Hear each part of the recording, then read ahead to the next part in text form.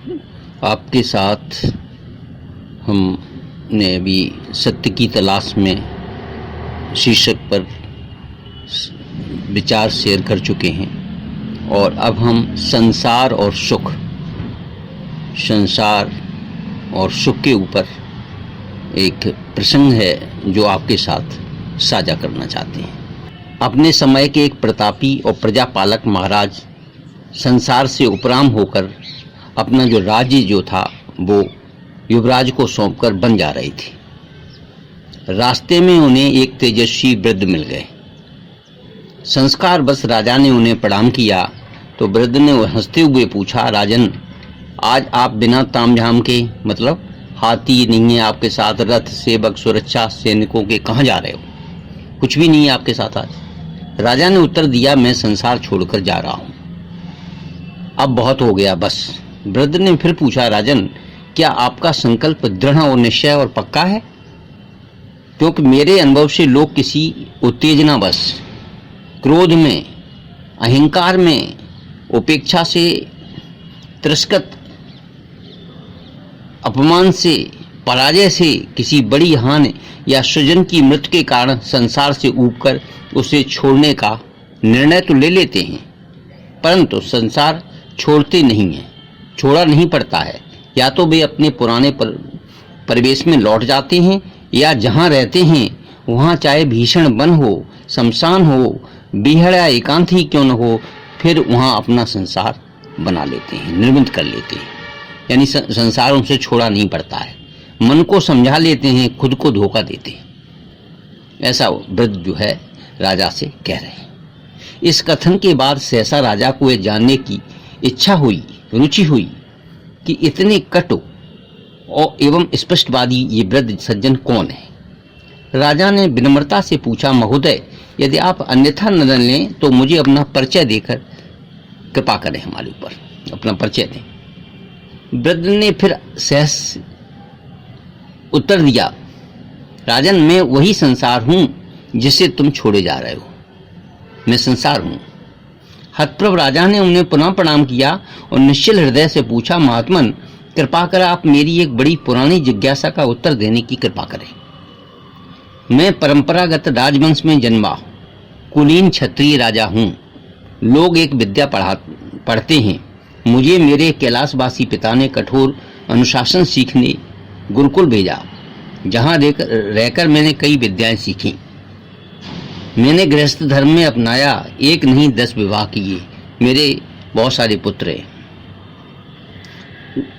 कोई एक कुआं खुदवाकर पुण्य लाभ की आशा करता है, परंतु मैंने हजारों कुएं खुदवाए, बावड़ी बनवाई, सरोवर बनवाए, कठिन स्थानों के लिए छायादार मार्ग बनवाए, पेड़ लगवाए, कई यज्ञ, अनुष्ठान, व्रत, किसी देवालयों का निर्माण किया, युद्ध किए, विजय प्राप्त की, अनेक ब्राह्मणों को भूमि, गऊ, स्वर्ण दान किया, विद्यालय बनवाए, धर्मशालाएं बनवाई, भोजनालय बनवाए, पर इसके बाद भी मुझे सुख नहीं मिला।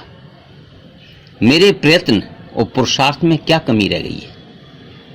प्रश्न सुनकर संसार रूपी वृद्ध ने बड़े स्नेह से राजा का हाथ पकड़ा और पास के ही एक करील के वृक्ष के नीचे जाकर एक लंबी सांस लेकर करुणा भरी दृष्टि से राजा को देखकर उत्तर दिया, राजन, यह प्रश्न कठिन ही है। कठिन नहीं, बहुत जटिल भी है और कालजयी भी है। शायद जब से सृष्टि हुई है, संसार बना है, तब से सभी व्यक्तियों के मन में जीवन के किसी न किसी समय यह प्रश्न जरूर उठता है कि इतने प्रयत्न, पुरुषार्थ, परिश्रम के बाद भी उन्हें सुख क्यों नहीं मिला। ये सुख वो तलाश रहे हैं। राजन, चूंकि तुम संसार को छोड़ने का संकल्प ले चुके हो, अतः मैं तुम्हें एक गोपनीय सत्य बताता हूं, सीक्रेट। जैसे करील का जो झाड़ है, उसका प्राकृतिक नियम क्या है? इसमें कांटे झरते हैं, कांटे गिरते रहते हैं करील के पेड़ में। तुम दशकों इसके नीचे बैठे रहो, प्रार्थना करो, यज्ञ करो, पुरुषार्थ करो, परिश्रम करो, किंतु सब व्यर्थ है। इसमें से मौलश्री वृक्ष की तरह फूल कभी नहीं झरेंगे, मतलब इससे कांटे ही गिरेंगे, फूल नहीं गिरेंगे। ऐसे ही त्रिकाल सत्य तो यह है कि मेरे पास सुख है ही नहीं, तो मैं किसी को कहां से दे दूं। जैसे करील से फूल नहीं झर सकते, वैसे ही संसार से सुख नहीं हो सकता है। हाँ, सुख की मृग तृष्णा जरूर मनुष्यों को इस बिंदु से उस बिंदु, इस जगह से उस जगह दौड़ाती रहती है, मतलब परिक्रमा कराती रहती है, दौड़ता रहता है आदमी, शायद इसमें सुख होगा, इसमें सुख होगा, इसमें सुख होगा। एक दिन मनुष्य रूपी मृग थक कर, हताश होकर मृत्यु का वर्ण कर लेता है, पर सुख नहीं प्राप्त कर पाता। सुख तो प्रारब्ध के अधीन है।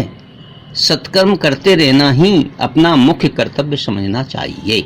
ये जो वृद्ध है, संसार रूपी जो वृद्ध है, वो राजा से कह रहा है। राजा आश्चर्य से भर गई। इस उत्तर को सुनने के बाद वृद्ध का कहीं दूर दूर तक पता नहीं था। वो वृद्ध कहाँ गायब हो गया ये उन्हें नहीं पता लगा। और करीले से कांटे झर रहे थे, वो उसी पेड़ के नीचे जहाँ ले गए थे वो वहीं खड़े हुए हैं राजा जी। राजा को अपने प्रश्न का उत्तर मिल गया था, अब कुछ जानने को शेष नहीं रहा था। संसार से सुख की अपेक्षा ही सब दुखों का मूल और मृग तृष्णा है।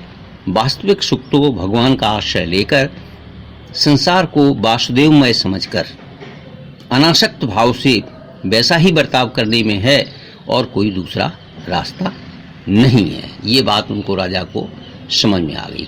तो ये है संसार और में सुख की मृग तृष्णा। हम अच्छा कार्य करें, अच्छे कर्म करें और भगवान का आश्रय लें, यही सुख है। इसका जिष्ट जो है ये हुआ। कृपया ओम श्री परमात्मा ने नमः। ये हमारा जो टॉपिक है, शीर्षक है, आपको अच्छा लगे तो कृपया इसको लाइक करें, शेयर करें, सब्सक्राइब करें, जिससे ज़्यादा से ज़्यादा लोगों को इसकी जानकारी हो सके। धन्यवाद।